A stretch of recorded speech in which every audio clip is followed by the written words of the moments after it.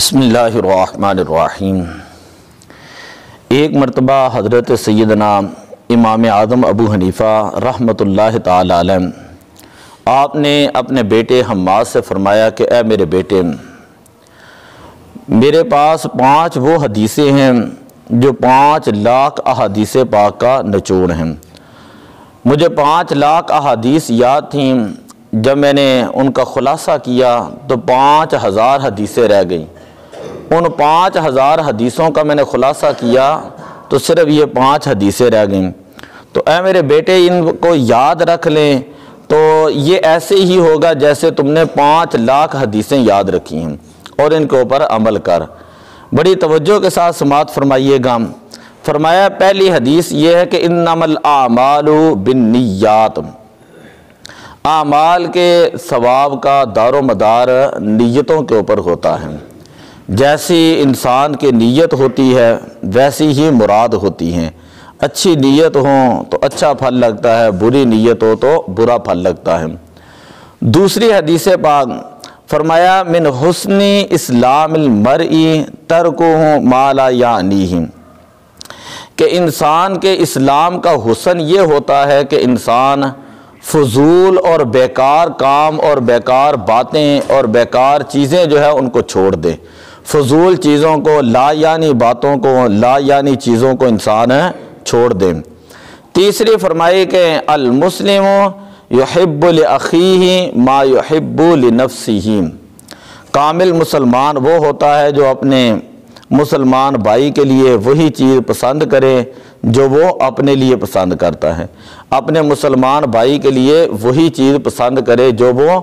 اپنے لیے پسند کرتا ہے۔ چوتھی حدیث یہ بیان کی ان الحلال بین وان الحرام بین وبینہما امور مشتبہات، کہ حلال جو چیزیں ہیں وہ بالکل واضح ہیں، اور حرام چیزیں اللہ تعالیٰ نے بالکل واضح قرار دی ہیں کہ یہ حلال ہے اور یہ حرام ہے۔ حلال اور حرام کے درمیان بینہما امور مشتبہات، کچھ ایسی باتیں ہیں جو مشتبہ باتیں ہیں جن کی حلت اور حرمت کے بارے میں پتہ نہیں ہوتا۔ تو فرمایا کہ ان چیزوں سے بھی بچو، جس طرح کہ ایک چرواہا اگر کسی کھیت کے ارد گرد اپنی بکریاں چرائیں تو قریب ہے کہ وہ بکریاں اس کھیت کے اندر چلے جائیں، تو جو سیانہ چرواہا ہوگا وہ کبھی کسی غیر کے کھیت کے ارد گرد کبھی اپنی بکری نہیں چرائے گا۔ فرمایا کہ اسی طرح یہ جو حرام کردہ چیزیں ہیں یہ اللہ تعالیٰ کے کھیت ہیں، تو لہذا تم ان کے قریب بھی نہ بھٹکو۔ آج ذرا غور کریں کہ کتنے افسوس کی بات ہے، قرآن پاک کھول کر بیان کر رہا ہے فَلَا تَقْعُدْ بَعْدَ الذِّكْرَىٰ مَعَ الْقَوْمِ الظَّالِمِينَ، کہ جب تجھے نصیحت مل جائے، اسلام لے آئے اور تجھے ہدایت مل جائے تو ہدایت ملنے کے بعد تو ظالم لوگوں کے پاس نہ بیٹھا کر، ہدایت ملنے کے بعد تو بری صحبت اختیار نہ کر۔ مولانا روم رحمۃ اللہ تعالی علیہ فرماتے ہیں کہ یار بد بدتر ترا از مار بد، کہ یہ جو بری صحبت ہوتی ہے یہ انسان کے لیے زہریلے سانپ سے بھی زیادہ زہریلی ہوتی ہے، کہ سانپ اگر انسان کو ڈستا ہے تو صرف جان جاتی ہے، لیکن اگر برا ساتھی اگر مل جائے، بری صحبت مل جائے، وہ انسان کا ایمان بھی لے جاتی ہے اور انسان کی جان بھی لے جاتی ہے۔ تو مولانا شیخ سعدی رحمۃ اللہ تعالی علیہ فرماتے چو خر درکانے نمک میں رفت نمک میں شود، جب کوئی گدھا جو ہے وہ نمک کی کان کے اندر گرتا ہے نا تو وہ نمک ہی بن جاتا ہے۔ رات کو عشاء کی نماز پڑھانے کے بعد میں اور یہ یہاں سے جا رہے تھے اشرف صاحب، دیکھا کہ 8-10 لڑکے ہیں اور ویسے ہی ایک دوسرے کو گالیاں نکالنے گیموں کے اندر چلے گئے۔ جیسے باہر نکلے تو دیکھا 30-40 لڑکے ہیں، ویسے ہی ایک دوسرے کو گالیاں نکال رہے ہیں، ایک دوسرے کے ساتھ گیمیں کھیل رہی ہے۔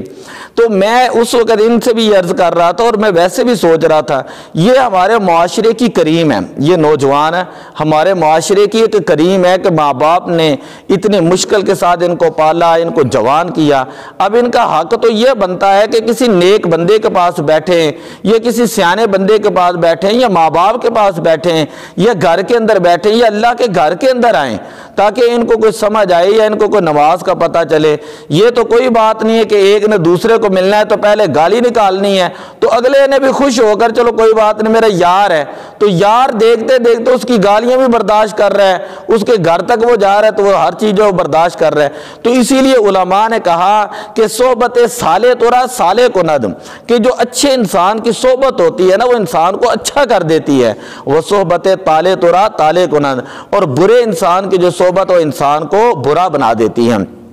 آخری حدیث پاک فرماتے ہیں کہ المسلم من سالم المسلمون باللسانہ و یدہ، کہ کامل مسلمان وہ ہوتا ہے کہ جس کی زبان سے اور جس کے ہاتھ سے اس کا دوسرا مسلمان بھائی محفوظ رہیں، جس کی زبان سے اور جس کے ہاتھ سے اس کا دوسرا مسلمان بھائی محفوظ رہے۔ یہ دو چیزیں کیوں بیان کی؟ اس لیے کہ عام طور پر لڑائیاں جو ہے وہ زبان سے شروع ہوتی ہیں اور ہاتھ کے اوپر جا کر ختم ہو جاتی ہیں، تو حضور علیہ السلام نے اس حدیث میں ان دونوں چیزوں کا ذکر کیا کہ زبان سے